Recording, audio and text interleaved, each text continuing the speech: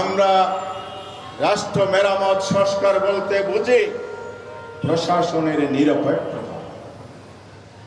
আমরা দেখেছি ৬২ জেলায় জেলা প্রশাসক নিয়োগ দলীয় ভিত্তিতে।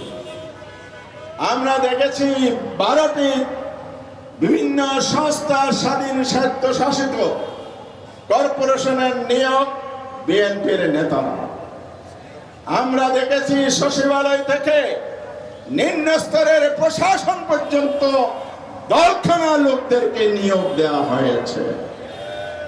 এই দলীয়করণের কুসংস্কার জারি রাখার জন্যই, অপসংস্কৃতি জারি রাখার জন্য কি জোলা যোদ্ধারা জীবন দিয়েছিল?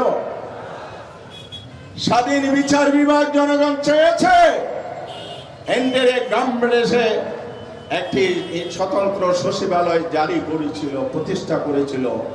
বিএনপি ক্ষমতায় এসে সেটাও বিলুপ্ত করে দিয়েছে, বিচারকরা যাতে স্বাধীনভাবে বিচার করতে না পারে। দুর্নীতি দমন কমিশন তাদের এই চোরা কারবারি, চাঁদাবাজি, দখলদারি, সরকারি টাকা আত্মসাতের বিরুদ্ধে যাতে কোনো ব্যবস্থা নিতে না পারে, দুর্নীতি দমন আইন একটি বাতিল করেছে। পুরা কমিশন আজকে ৩ মাস হয়ে গেছে, দুর্নীতি কমিশনের কোনো কমিশনের ব্যবস্থাপনা এখনো গড়ে ওঠে না। কারণ কমিশন কার্যকর থাকলে এই বিএনপির দুর্নীতি তদন্ত হবে, বিচারের আওতায় আসতে হবে।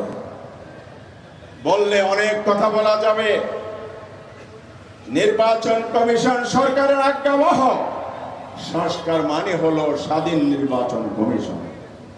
এর প্রমাণ হচ্ছে গত নির্বাচনে তারা ইলেকশন ইঞ্জিনিয়ারিং বোর্ড ধরে ফলাফল পরিবর্তন করে জুলাই যোদ্ধাদের কপালে কালিমা নিপন করেছেন।